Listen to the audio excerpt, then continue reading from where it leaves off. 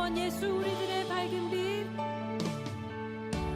예수 우리들의 밝은 빛, 은혜와 긍휼을 베푸시는 주,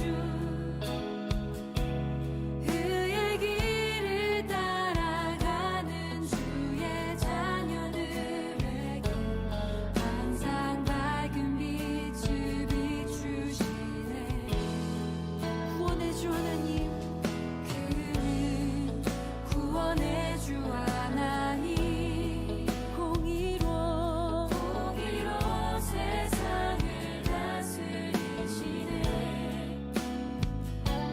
주를 경외하는 자들에게 부어주신 놀라운 주님의 그 영광을 바라봅니다. 영광 하늘에서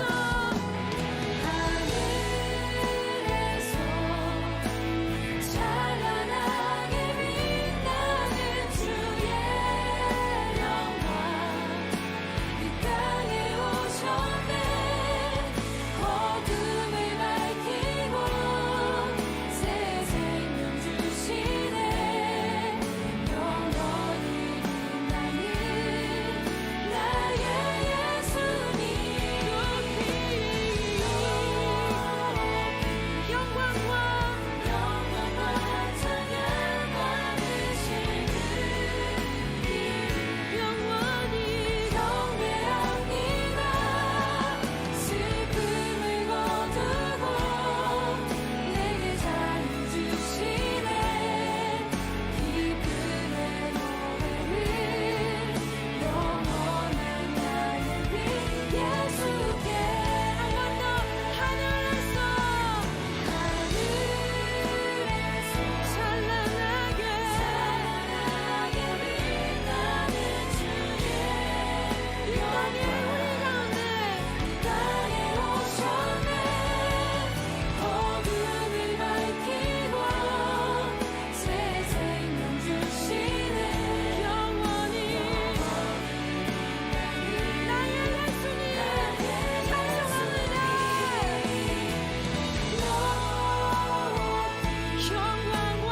영광과 찬양 받으실 그 이름 만나에 경배합니다. 슬픔을 거두고 내게 자유 주시네. 기쁨의 노래를 영원한 나의 우리 이 시간 각자의 고백으로 각자의 찬송으로 주를 높여줍시다. 할렐루야. 우리의 모든 찬송받기 합당하신 주님, 참 자리를 주신 주님, 우리의 빛이 되신 주님, 우리의 어둠 가운데 소망을 주신 주님, 그 주님의 아름다우신 이름을 찬송합니다. 주님의 구원에 감사합니다. 우리의 구원자 되신 주님, 우리의 삶 가운데 우리가 그 어두움의 골목골목을 지나갈 때에 날마다 주님의 것들로 우리를 비추시고 그 주님의 빛으로 말미암아 우리가 참된 소망 가운데 살아가도록 주 성령 하나님 우리 가운데 날마다 말씀하여 주시옵소서. 주님 사랑합니다. 주님 찬송합니다. 주님 날마다 우리의 길 가운데 주를 향한 이 찬송과 감사의 고백이 떠나지 않게 하시옵소서. 할렐루야. 할렐루야. 주님 모든 영광 받으시옵소서. 우리 찬송의 이유 되시는 주님을 다시 한번 높여드립니다. 할렐루야.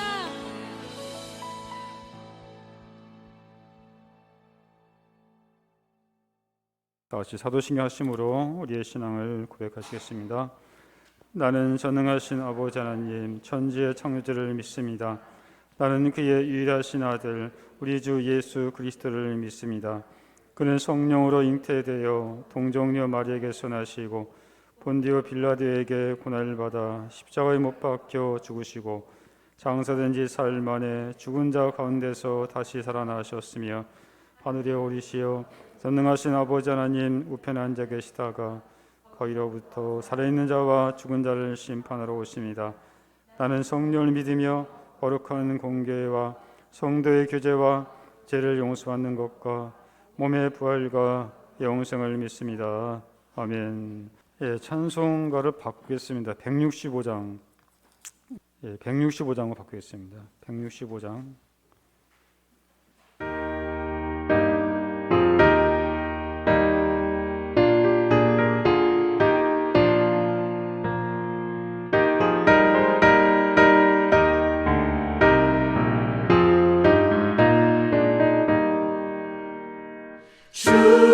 주님께 영광 다시 사신 주 사방 권세 모두 이기시었네. 흰 옷 입은 천사 돌을 옮겼고 누우셨던 곳은 비어 있었네. 주님께 영광 다시 사신 주 사방 권세 모두 이기시었네. 부활의 주님 나타나시사 두려움과 의심 물리치셨네. 주의 교회 기뻐 찬송하여라. 다시 사신 주님 죽음 이겼네. 주님께 영광 다시 사신 주 사방 권세 모두 이기시었네.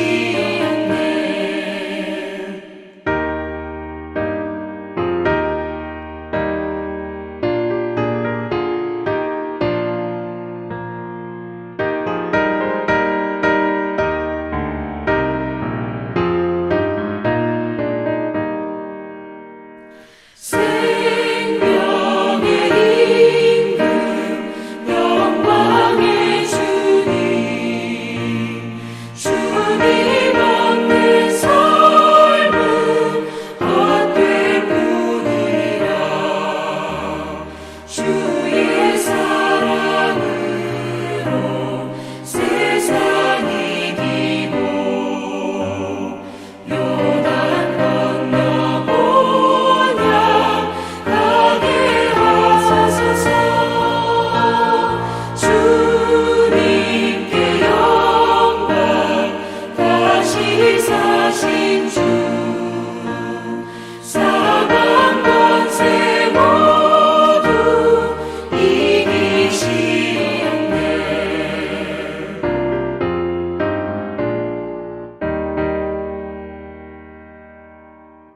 아멘. 이 시간을 우리 대표해서 정대일 집사님 기도하시겠습니다. 다 같이 기도드리겠습니다.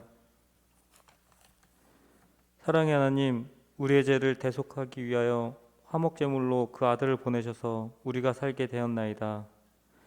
예수님이 죽음의 권세를 깨뜨리고 3일 만에 부활하시어 절망으로 희망으로 저주에서 축복으로 얼매임에서 자유로 온 세상을 바꾸신 영광스러운 부활의 날을 맞이하게 하심 감사합니다. 주님께 나와 하나님의 그 많으신 구륜하심과 예수님의 부활하심으로 말미암아 우리에게 산 소망이 넘치게 하여 주심을 기뻐 찬송 올립니다. 주님, 큰 영광과 사랑을 받고도 범죄하고 타락하며 오직 세상과 물질만 추구하고 있음을 용서하여 주옵소서. 이 시간 그럼에도 불구하고 예수 그리스도의 죄사함의 힘을 입어 나아왔사오니 성령님, 우리의 영혼이 새로워지는 역사가 일어나기를 원하옵나이다. 구령의 하나님, 부활의 아침이 아닌 환난과 절망의 아침을 겪고 있는 우크라이나 땅을 불쌍히 여기시고 전쟁을 그치게 하여 주소서. 그들의 피난민들과 백성들을 지켜주시고 보호하여 주시며 하나님이 살아계심이 또 모든 악을 선으로 바꾸시는 하나님이 그 땅 가운데 드러나게 하소서. 또한 멀리 타국에 있는 한빛부대와 935 오상군지단과도 함께 하셔서 주님의 은혜 가운데 역사가 임하게 하여 주옵소서. 이 시간 부활의 메시지를 선포하시는 목사님을 성령 하나님 함께 해주셔서 말씀에 힘을 실어주시고 말씀이 살아 움직여 그 말씀에 저희가 아멘으로 해답하게 하옵소서. 또한 예배를 준비하며 수고하는 손길들을 기억하시고 헌신 봉사할 때 사람의 지혜가 아닌 하나님께서 주시는 지혜와 사랑으로 잘 수행할 수 있도록 그 손길 성령으로 가득 채워 주옵소서. 이 모든 말씀 예수님의 이름으로 기도합나이다. 아멘.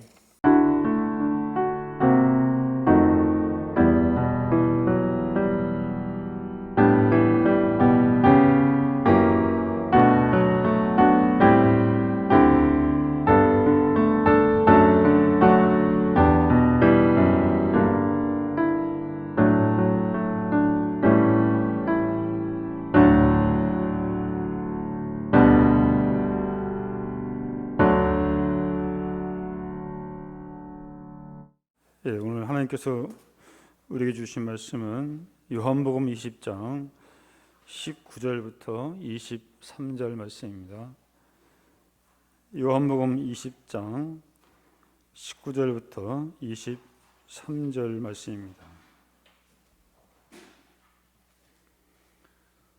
예, 다 찾았으면 우리 한 절씩 교독하고 23절은 다 같이 읽겠습니다. 이날 곧 안식 후 첫날 저녁 때에 제자들이 유대인들을 두려워하여 모인 곳에 문들을 닫았더니 예수께서 오사 가운데 서서 이르시되 너에게 평강이 있을지어다.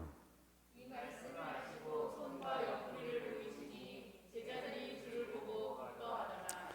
예수께서 또 이르시되 너에게 평강이 있을지어다. 아버지께서 나를 보내신 것 같이 나도 너희를 보내노라.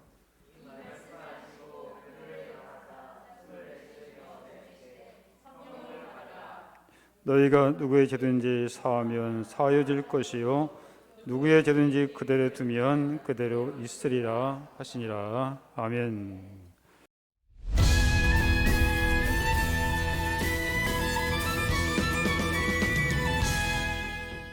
안녕하세요. 저는 하나님의 기쁨이 되기를 희망하는 바이올리니스트 박지입니다. 우리 남수단의 평화 재건을 위해 파병하신 우리 한빛부대 박종실 부대장님 이하 능림한 한빛부대 장병 여러분, 이렇게 영상을 통해서 직접 인사드리고 그리고 저희 진심을 담아서 전달드릴 수 있음에 너무 감사하게 생각합니다. 제가 전에 듣기로는 남수단이라는 나라 환경이 굉장히 열악하고 또 그 더위와 그런데도 불구하고 그곳에서 애써주시고 계시는 한 분 한 분께 조금이나마 제 연주가 힘과 위로가 되기를 간절히 소원하고 기도합니다. 그래서요, 이 저희 진심을 연주에 담아서 찬양에 담아서 여러분들께 전달해 드리고자 하니까요, 여러분 진심으로 하나님의 위로와 사랑이 축복이 전달되기를 간절히 소망합니다. 저도 사실은 육군의 명예문화예술 장교로 또 재작년에는 소령으로 임관이 되기도 했습니다. 그래서 누구보다 더 남다른 열정과 그리고 간절함이 있습니다. 모쪼록 여러분 대한민국으로 다시 복귀하시는 그날까지 절대 한 분 한 분도 빠짐없이 무사히 건강하게 그리고 축복 넘치게 힘내시고 또 화이팅 하셔서 꼭 대한민국에서 다시 뵐 수 있는 기회가 있었으면 정말 좋겠습니다. 한빛부대 화이팅! 지금까지 바이올리니스트 박지였습니다.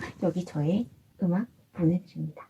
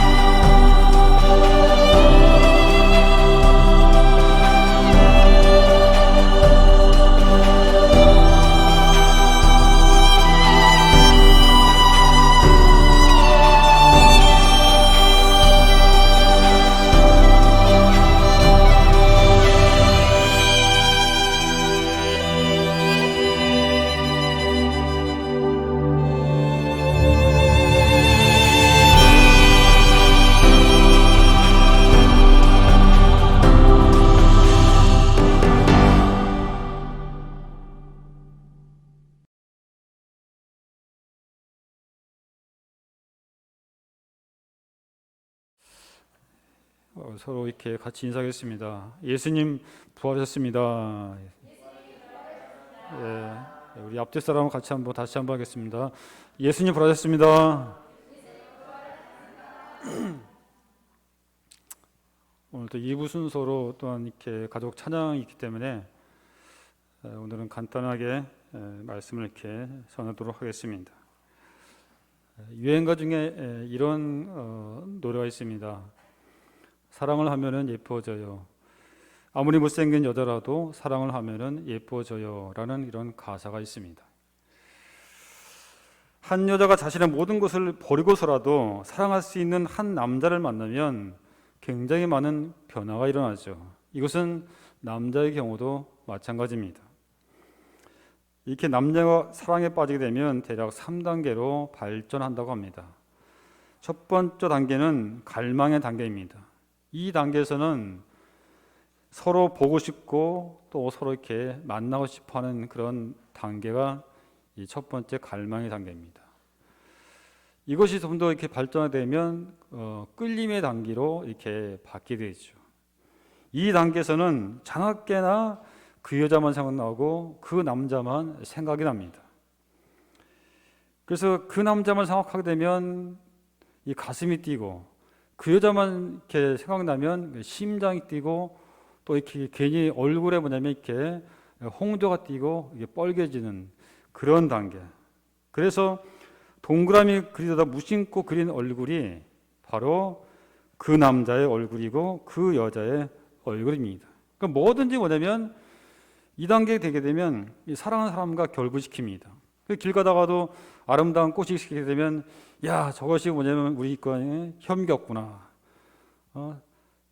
밤하늘에 달 보되면 저 얼굴이 우리 애써 왔구나. 이렇게 서로 모든가 결부시킨다는 것이죠. 세 번째 단계는 애착의 단계입니다. 이때는 사랑하는 사람과 늘 항상 같이 있고 싶어하는 그런 단계 됩니다. 시간만 나면 그냥 매일 만나고 싶은, 헤어져도 집에 가서도 또 전화하고 문자 보내고 그러면서 전화해서 내 꿈꿔 그렇게 또 이렇게 이야기하죠. 저도 옛날에 군생활 할 때 제가 이제 덕정에서 근무할 때고 저희 가족이 이제 서울에서 강남에서 병원에서 이제 근무할 때인데 그 당시는 이제 뭐 핸드폰이 어디 있습니까? 없죠. 삐삐 세대. 그러니까 그 시간만 나면 약간 서울로 제가 이게 넘어왔어요. 이렇게 그 덕정에서. 그 당시 버스도 제대로 안 다녔어요. 얘가. 그 덕정에서 넘어와가지고 만나고 거의 한 일주일에 약간 시간만 나면 이렇게 넘어와서 만나고 또 이렇게 밤에 또 이렇게 다시 부대로 들어가고 그런 때가 있었는데 그냥 그때는 그냥 그렇습니다. 진짜 여러분들 다 아마 그런 경험 다 했을 것입니다. 이렇게. 바로 부활의 주님을 만나는 것은 바로 예수님과 사랑에 빠지는 것에 바로 비교할 수 있습니다. 그렇다면 부활의 주님을 만나면 어떻게 되겠습니까? 먼저 참된 평안을 얻게 되는 것입니다. 자, 우리는 먼저 본문에 나오는 이 제자들의 마음 상태를 좀 우리가 이해를 좀 해야 될 것 같습니다. 사실 이들은 모든 것을 다 버리고 주님만을 바라보고 주님만을 쫓았던 그런 사람들이었습니다. 예수님께 전 인생을 걸었다 해도 가언이 아니었습니다. 이들은 부모를 떠났고 처자식도 뒤에 남겨두었습니다. 직장도 버렸습니다. 휴직을 한 것이 아니라 아예 사표를 던지고 나왔다고 봐야 할 것입니다. 친하게 지냈던 친구들도 다 버렸습니다. 그런데 모든 것을 다 버리고 예수님을 따라왔는데 예수님이 죽으신 것입니다. 여러분, 나의 모든 것을 바쳐서 사랑하던 사람이 한번 죽었다고 여러분 한번 생각해 보십시오. 아마 삶맛이 낫지 않을 것입니다. 여러분, 지금 이 제자들의 이들의 아픔과 이들의 고통과 이들의 슬픔, 이들의 공허함을 여러분 이해했으면 좋겠습니다. 설상가상으로 당시 종교 지도자들의 핍박이 점점 압박을 가하고 있었습니다. 생명의 위협까지 느끼게 하는 그런 상황이 되어버린 것입니다. 그래서 19절 보면 문을 꽉 잠그고 있었다고 이렇게 말씀하고 있습니다. 왜 그렇습니까? 바로 두려워서 떨었고 있었던 것이죠. 이런 상황에서 주님께서 나타나셨습니다. 죽은 줄로만 여겼던 주님이 나타나신 것입니다.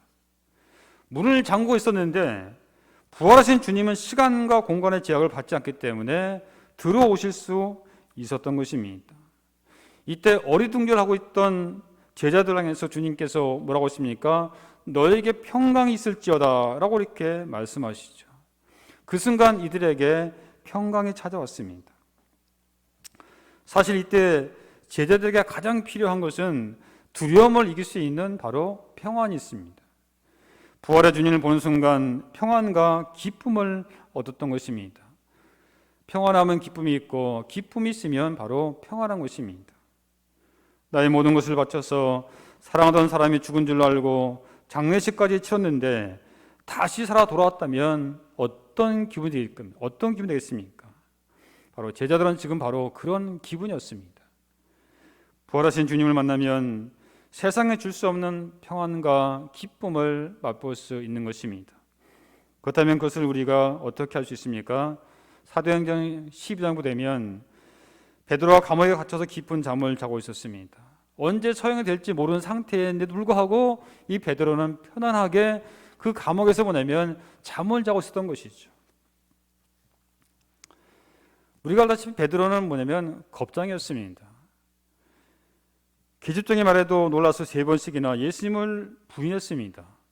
그랬던 그가 부활하신 주님을 만나고 나서 완전히 변했습니다. 죽음을 초월한 사람으로 변한 것입니다. 베드로만 그런 것이 아니죠. 베드로 이후에도 부활의 주님을 만난 사람들은 모두 그런 평강을 누렸습니다. 물론 거듭난 그리스도인들도 불안과 두려움의 순간이 있을 수 있는 것입니다. 부활하신 주님을 만났지만은 그 주님을 온전히 누리지 못하면 불안이 있을 수 있다는 것이죠. 그렇기 때문에 우리는 이것을 기억해야 할 것입니다.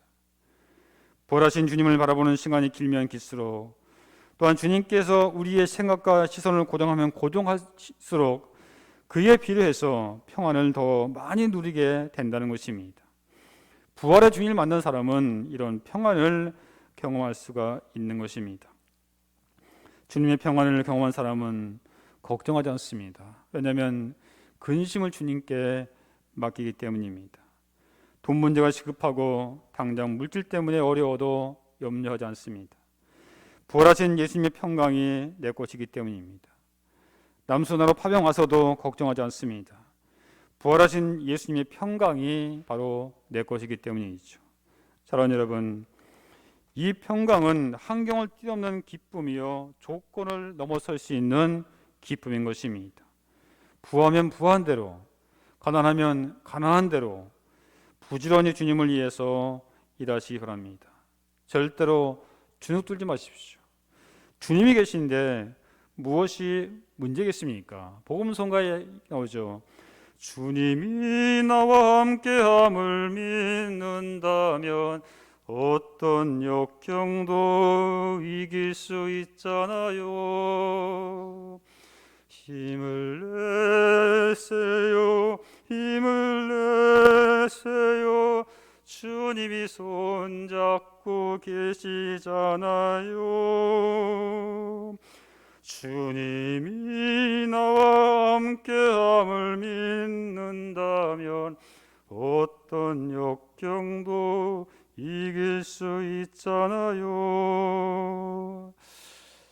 여러분, 그렇습니다. 지금 혹시 깨어진 관계 때문에 힘들어 하시는 분이 있습니까? 미움 때문에 갈등하는 분이 있습니까? 주님의 못자국과 창자국을 보시기 바랍니다. 그리고 마음의 평안을 얻으십시오. 수치와 비난을 뚫고 주시는 평화들을 누리십시오. 용서할 분은 용서하시고 받아들일 것은 받아들이시기 바랍니다. 두 번째, 부활의 주님 만나면 사명을 감당할 수 있습니다. 21절 하반절부터 되면 주님께서 이렇게 말씀하고 있죠. 아버지께서 나를 보내신 것 같이 나도 너희를 보내노라. 그러면서 숨을 내쉬면서 성령을 받으라, 이렇게 말씀하셨습니다. 주님께서 성령을 받으라고 하신 것은 성령의 능력 없이는 사명을 감당할 수가 없기 때문입니다. 우리가 사명을 받아서 내 힘으로 할 수 있다고 생각하면 오산입니다. 만약 그렇게 하다 보면은 두 가지 결과가 나올 수 있습니다. 한 가지는 교만입니다. 내가 하니까 되네. 그러면 결국 내가 영광을 받는 것이죠. 또 한 가지는 탈진입니다. 내 힘을 다 들여서 열심히 하다 보면 힘이 바닥날 때가 있습니다. 내 인내력, 내 경험, 내 사랑 등 모든 것이 다 떨어진다는 것입니다. 이것은 성령을 의지하지 않고 내가 하기 때문인 것입니다. 그래서 이런 분들은 이런 찬양을 합니다. 내 모든 시험 무거운 짐을 주 예수 앞에 아뢰이며, 그러다 더 힘들고 지치게 되면 또 이렇게 해요.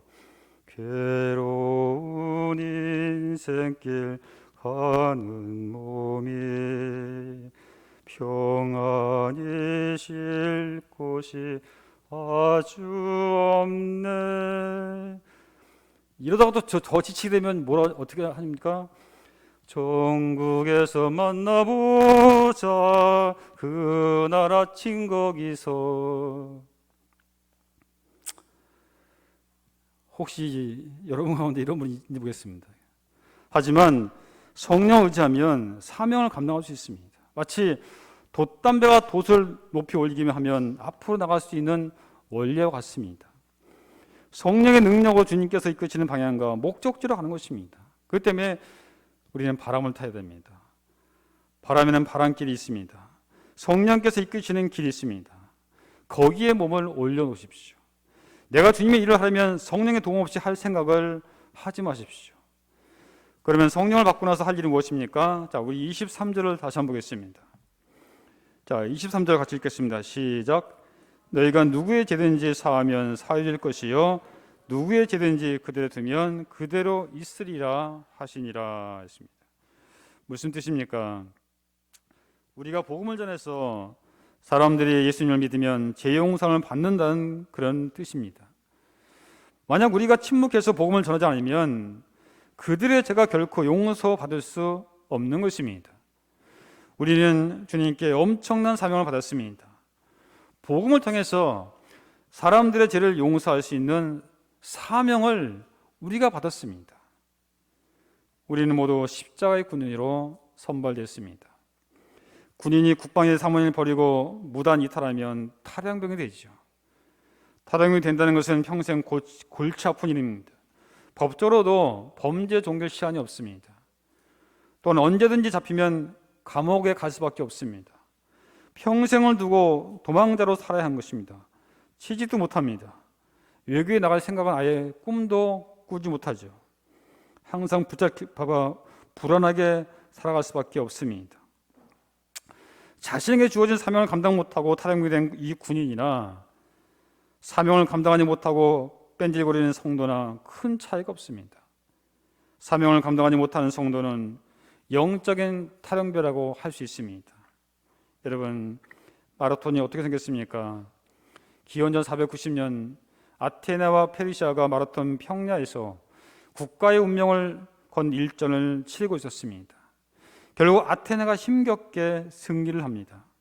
이 기쁜 소식을 고국에 전했습니다. 이때 페디피데스라는 이 전령이 승리했다는 소식을 전하기 위해서 42.19km를 쉬지도 않고 달렸습니다. 그리고 도착해서 아테네가 이겼습니다 하고는 그 자리에서 숨을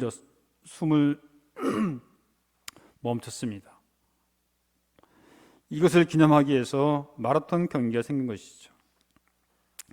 초조하게 애타게 전쟁의 결과를 기다리는 조국 아테네 시민에게 승리의 소식을 전하기 위해서 자신의 목숨을 아끼지 않았던 것입니다.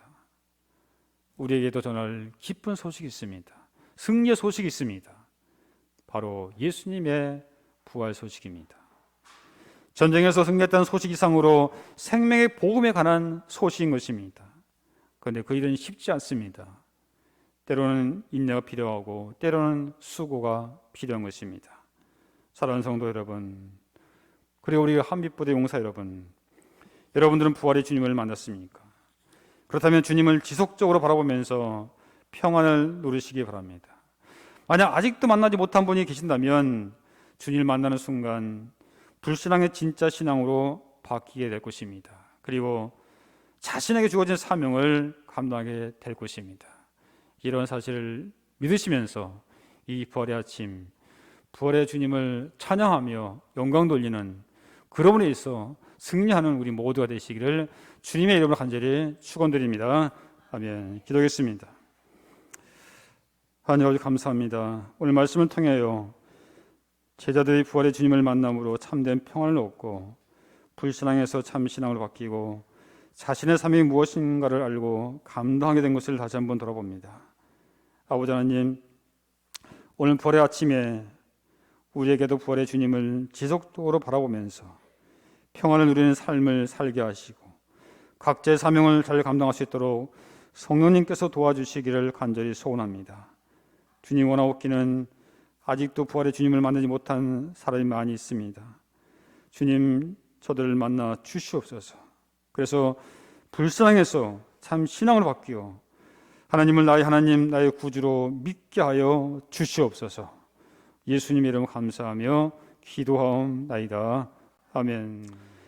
이제는 우리를 대속하여 주신 예수 그리스도의 은혜와 양들의 큰 목자이신 우리 주 예수를 영원한 언약의 피로 죽은 자 가운데서 이끌어내신 평강의 하나님의 무한하신 사랑과 모든 선한 일에 너희를 온전케 하사 자기 뜻을 행하게 하시고 그 앞에 즐거운 것을 예수 그리스도로 말미암아 우리 가운데서 이루시기를 원하시기를 간구하시는 성령님의 교통 충만하심이 오늘 부활주를 통해서 다시 주님의 사랑을 기억하고 우리의 사명을 다짐하며 나가는 모든 성도들 머리머리 예와 그리고 우리 교회와 부대와 가정과 한빛 부대에 이제로부터 영원까지 함께 하시기를 간절히 축원하옵나이다. 아멘.